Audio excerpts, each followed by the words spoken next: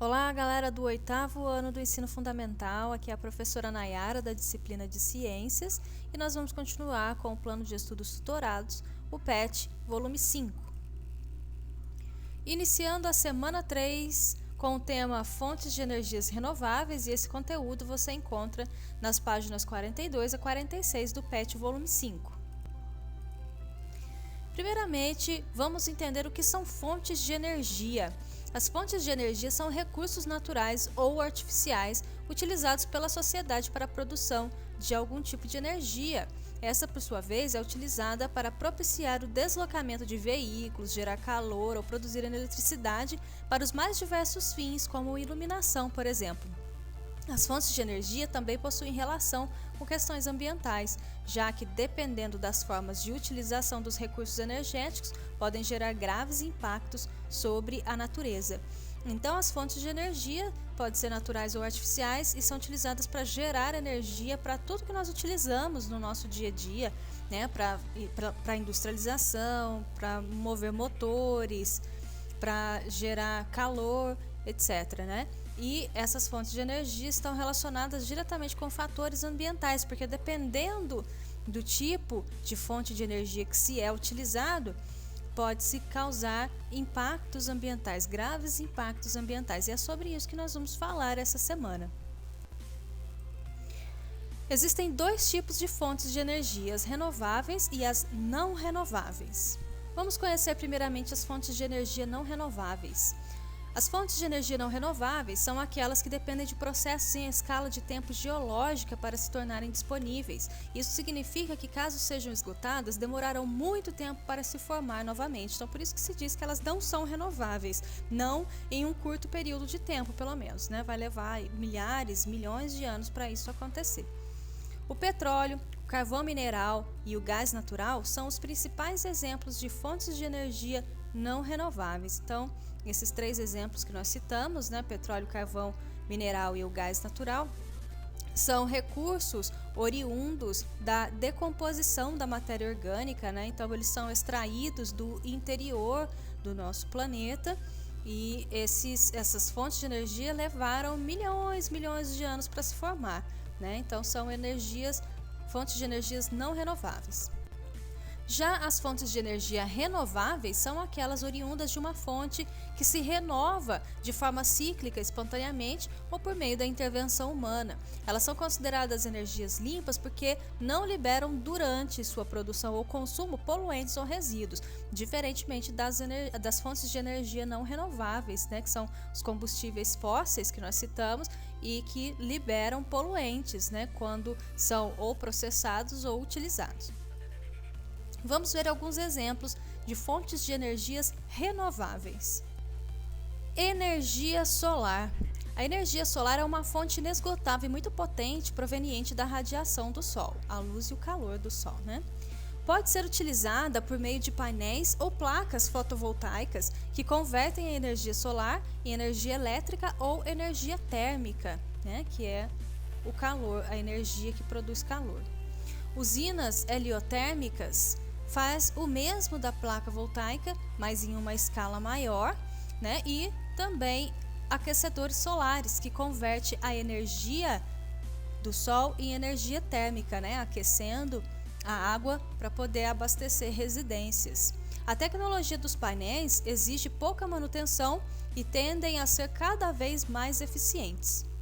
Apesar das vantagens, há também desvantagens, tais como produção variável de acordo com as condições atmosféricas, né? Então, se tiver um tempo nublado ou se a região for num clima, né, onde não há muita radiação solar, então não vai se obter muita energia a partir deste processo. Não produz energia durante a noite e o armazenamento é pouco eficiente se comparado com outros tipos de energia, como a hidrelétrica, por exemplo, que nós vamos ver também já já. Energia eólica. É o processo pelo qual os ventos são convertidos em energia cinética, né, que é a energia de movimento, e a partir dela em eletricidade. Então, essas grandes hélices desses cataventos são giradas, né, pela força dos ventos. Então, o vento, primeiramente, vai gerar uma energia cinética e, a partir disso, essas turbinas vão converter essa energia em eletricidade. Essa conversão acontece por meio de grandes cataventos instalados em áreas onde a movimentação das massas de ar é muito grande e constantemente a maior parte do ano, como por exemplo em regiões costeiras, né, regiões litorâneas. Os ventos giram as hélices que, por sua vez, movem as turbinas acionando os geradores. Apesar da eficiência do processo, ela apresenta algumas limitações, como dificuldade de armazenamento da energia produzida e uma certa inconstância dos ventos ao longo do ano, que pode criar interrupções. Então, se for uma época que venta bastante, se tem bastante energia. Se não, aí esse tipo de geração de energia já fica deficiente. Energia hidrelétrica é um tipo de energia obtida pela força do movimento das águas dos rios, que é captada por usinas hidrelétricas e convertidas em energia elétrica. No Brasil, a maior parte da energia elétrica produzida é fornecida por essas usinas, devido à grande quantidade de rios que possuem corrente intensa e abundante, como, por exemplo, os rios São Francisco e Paraná. Por um lado, essa energia é uma forma eficiente de geração de eletricidade. Então, é o principal tipo de geração de energia utilizado aqui no Brasil, né? Inclusive, aqui pertinho nós temos a usina de Furnas, né? Nós temos aqui na região as grandes represas de Furnas que captam a água, né? E que são direcionadas aqui para a usina de Furnas, e a força das águas vai girar a turbina, né? Gerando energia que vai ser convertida em energia elétrica. Então, por um lado, ela é uma forma eficiente de geração de energia, né? Mas por outro, a construção de hidrelétricas acarreta em impactos ambientais na área em que é implantada, tais como os desvios de rios, né? Alagamento de áreas que anteriormente não eram alagadas, extinção da flora e da fauna, né? Que vivem nessas regiões que são alagadas para a criação dessas represas, e a possível destruição de comunidades locais. Energia da biomassa. A biomassa corresponde a toda a matéria orgânica não fóssil, ou seja, não inclui o carvão mineral, o petróleo nem o gás natural. Pode ser obtida através do aproveitamento de plantas e animais em decomposição, resíduos agrícolas, principalmente o bagaço da cana-de-açúcar e a casca de arroz ou de coco, restos de alimentos, restos de lixo, etc. Todo esse material é usado para a queima e produção de energia. Então, o grande volume de vapor produzido, né, pela queima desse material rotaciona uma turbina conectada a um gerador e produz eletricidade. Então, aqui nós temos um esquema, né, de uma usina gerando energia de biomassa. Então, aqui nós temos a chegada da matéria orgânica. Neste caso, ela é oriunda de área de reflorestamento, né, madeira de reflorestamento. Inclusive, se não fosse a área de reflorestamento, ela não poderia ser considerada uma fonte de energia limpa, né, porque causaria degradação ambiental. O reflorestamento utilizou aquela madeira, mas planta-se outras árvores no lugar, né, para substituir. Então, a matéria orgânica chega aqui, ela é queimada em grandes fornos, né? Esse forno, o fogo produzido vai aquecer caldeiras, né? Que vão produzir vapor de água, e esse vapor ele vai girar uma turbina, né? Que vai produzir a energia elétrica. As vantagens incluem baixo custo e baixa emissão de gases poluentes, e as desvantagens, por outro lado, incluem dificuldade no armazenamento de biomassa sólida e desmatamento devido à queima de carvão vegetal e madeira.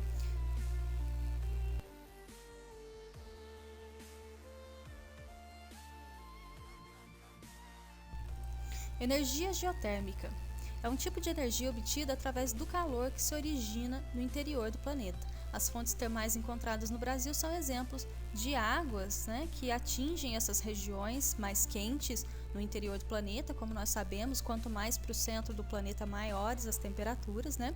Então, quando a água ela atinge essas regiões quentes, né, ela infiltra no solo e atinge essas regiões mais quentes, ela ganha pressão, ela é aquecida, ganha pressão e é expelida de volta, né, para a superfície terrestre. Então, é onde nós temos as fontes termais, né, que são fontes com água quente. Algumas usinas desse tipo injetam água no subsolo por meio de dutos. Essa água ela vai absorvendo o calor das rochas, né, no interior, e aumenta a sua temperatura e pressão, e ao evaporar ela é conduzida até turbinas que se movimentam e acionam o gerador de eletricidade. Após sair das turbinas, o vapor é transportado em áreas que condensam, né? A condensação é a passagem da água do estado de vapor diretamente para o estado líquido. Então ela condensa e é conduzida novamente, né, para o interior do planeta, reiniciando esse processo. Apesar de ter um impacto ambiental reduzido e independente das condições climáticas, possui um custo elevado para implantação e manutenção e, caso não haja o devido cuidado, pode contaminar os cursos d'água devido à presença de muitos minerais no subsolo. Energia maremotriz. É possível utilizar a água do mar para a produção de energia elétrica, tanto pela aplicação das forças das ondas quanto pela das marés. Esse sistema funciona como uma hidrelétrica, onde a energia mecânica, né, que é a energia gerada aqui pelo movimento das ondas do mar, ao movimentar as turbinas, produz eletricidade. Então essas são as turbinas, né, que produzem eletricidade com o movimento das águas.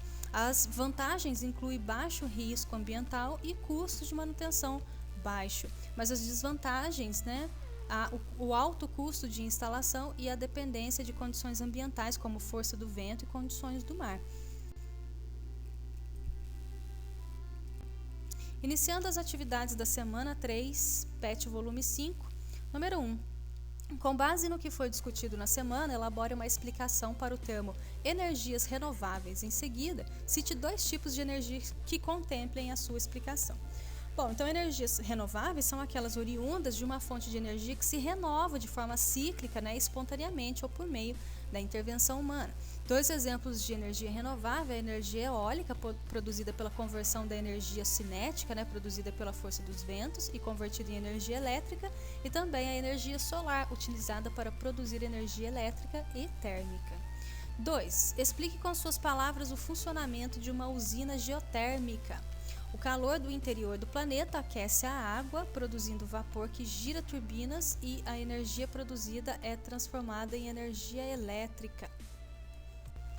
3. O que é biomassa e dê exemplos. A biomassa corresponde a toda a matéria orgânica não fóssil. Ela pode ser obtida através do aproveitamento de plantas e animais em decomposição, resíduos agrícolas, principalmente bagaço da cana-de-açúcar, casca de arroz ou casca de coco, e restos de alimentos e do lixo. Todo esse material é usado para a queima e produção da energia.